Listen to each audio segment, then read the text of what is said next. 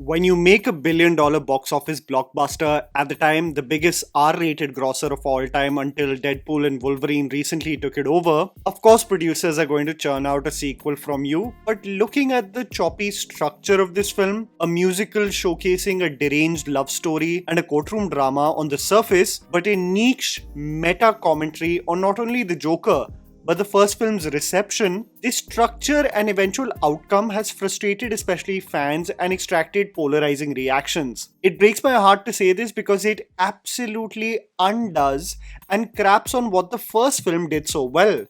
And while I can appreciate from a technical point of view the commentary Todd Phillips was aiming through this film, it in my opinion spreads itself too thin with elements that actually formulated to become an incoherent and more importantly boring tale for a lot of viewers. I know many purists have been extremely angry and frustrated with this film, but I wanted to be mindful of what the director may have attempted, why it did not entirely communicate with the audience, and why such a visceral and angry reaction does stem from the majority of people. There is a reason for it, and it is not all unwarranted. Joker in 2019 was a revelation from the curiosity that it generated after the demise of Heath Ledger, who immortalized the role with his rendition in The Dark Knight, and the sour taste that was left with Jared Leto's terrible hammy performance in The Suicide Squad. One was curious what a method actor like Joaquin would bring to the table. And this tale, which was essentially an homage to the classic worlds of Martin Scorsese with King of Comedy, turned out to become a tragic tale of a troubled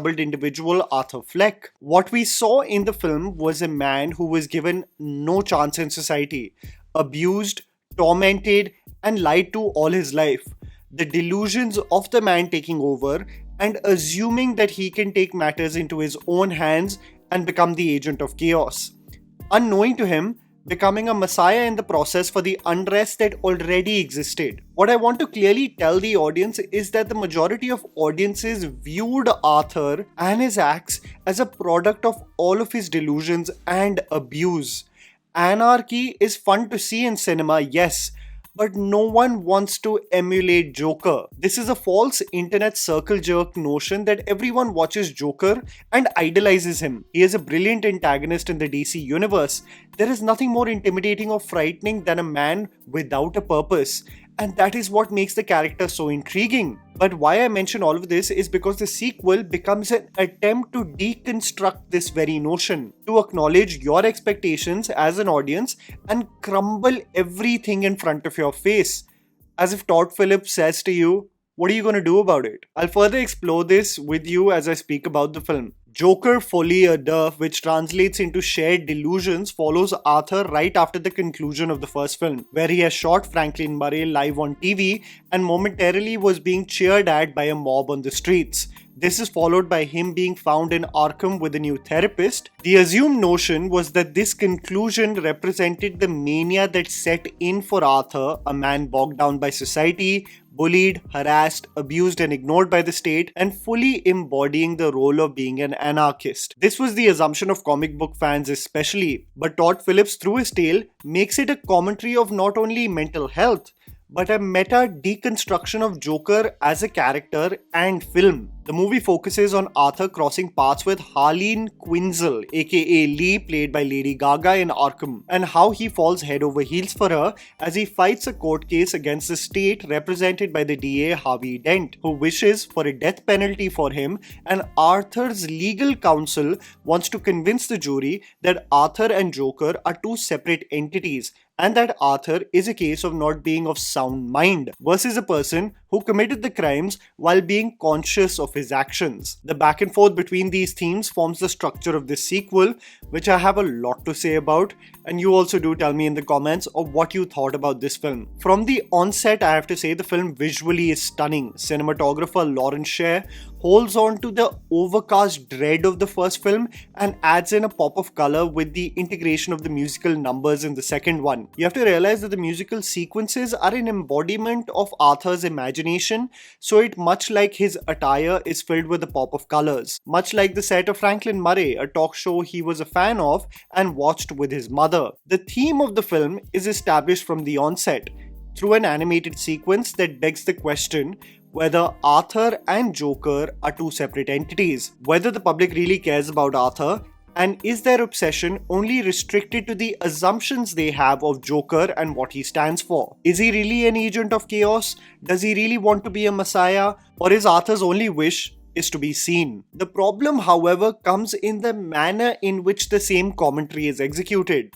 The film is a musical cum courtroom drama, but the screenplay is consistently halted with the musical numbers, almost as if the integration of Lady Gaga compelled them to create songs, and this in some cases lends to the storytelling, but in other cases just does not take the story forward. There are several cases where the dialogue and the drama absolutely engage you, and these moments make you feel like they are going to reach a crescendo where all hell is going to break loose, and suddenly a song and dance is performed, jarringly in some cases, especially when Arthur is being interviewed before his court case and when Lee visits him and talks over the phone between a glass separation. There is literally a scene where Arthur feels like communicating with Lee. You get invested, hoping that there will be some revelations, only for Gaga to sing abruptly and Arthur holding her face and saying, "Talk to me, stop singing." And I could not empathize with him further. No one can discount the talent of Lady Gaga. She has vocals for days, and you cannot fault her for her craft.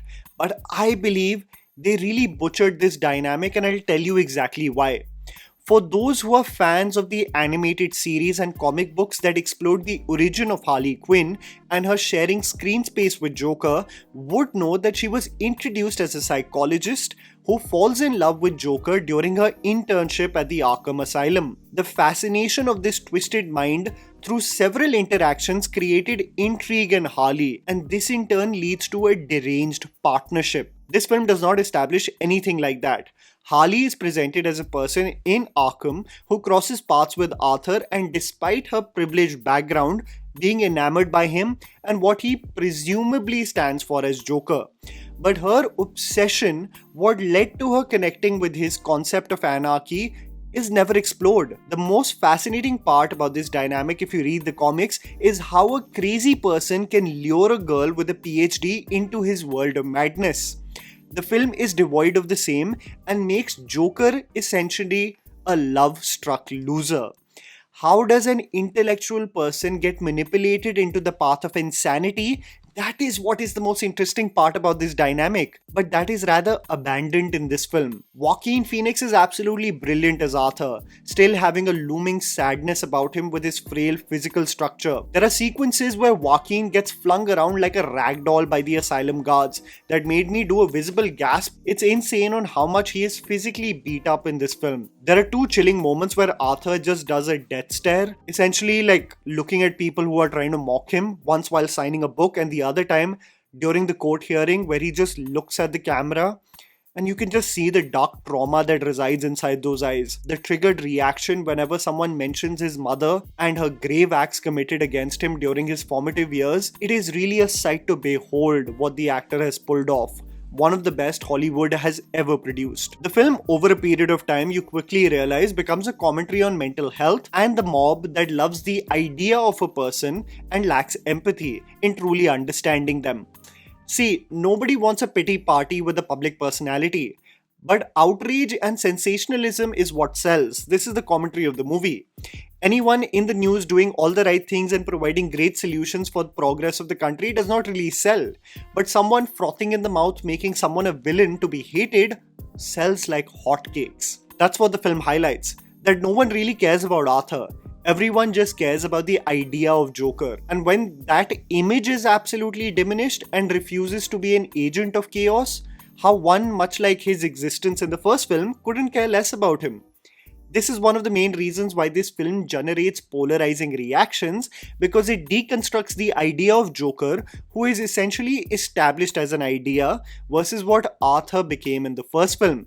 So for fans, it becomes a derailment of the development of the first film, and for others, it becomes a compelling commentary of not only the character, but the film that became a blockbuster in 2019. The movie several times references a TV movie on Joker and its impact with society, which is a meta reference to the 2019 film only and what people think of it. In this regard, the sequel becomes about our idea of what the Joker should be and how we rage when we are not given what we thought should have been the sequel. Much like the polarizing reactions of Napoleon, you expected a historical war epic of this celebrated general, but you got a tale of a beta husband who gets bossed around by his wife like a cuck. We grew up with Joker being the master at deception and manipulation, whereas in this case, he is with a manic pixie dream girl who keeps on reminding him कि ये तुम नहीं हो वेद, तुम तो गौतम में तानाशाही का माहौल बनाते हो. It also infuriates you because the film doesn't really go anywhere other than being a circle jerk commentary of its own mania. Its court proceedings are nothing but a reflection of the events of the first film. So for those hoping for something to happen in the sequel, manje, new characters, new conflicts, nada, zilch. Other than the incidental romantic relationship, the film goes nowhere other than being a lovely piece for film discourse to hypothesize the implications of a problematic character like Joker getting celebrated. मैं आपको सच बता रहा हूँ, pardon my French, ज्ञान आपको बता रहे हैं कि आप फिल्म को ना फिल्म जैसे नहीं देखते. ये देखो आईना, आप बहुत easily manipulate हो जाते हो. And I want to say to that, the audience is not dumb to not understand the moral implications of a character like Joker. Don't consider us all to be loser incels who glamorize him. We don't. We sympathized with him and also can identify him to be one of the best antagonists written in comic book history without idolizing him. It's kind of a crazy... But hey, I'm sorry, I do empathize with DC fans who are rather bummed out with the film because what the film is trying to say is not the issue, but the way it is told. A half-baked love story that consistently halts the screenplay with its musical numbers. It could have been so much better. And that was the video, guys. Write down in the comments below what you thought about the Joker sequel. Please don't forget to follow me on Instagram. The handle is right in front of you. Follow me at JammyPants4. Also, please support us by smashing the like button and subscribing to our channel for weekly content ahead. Thank you for watching.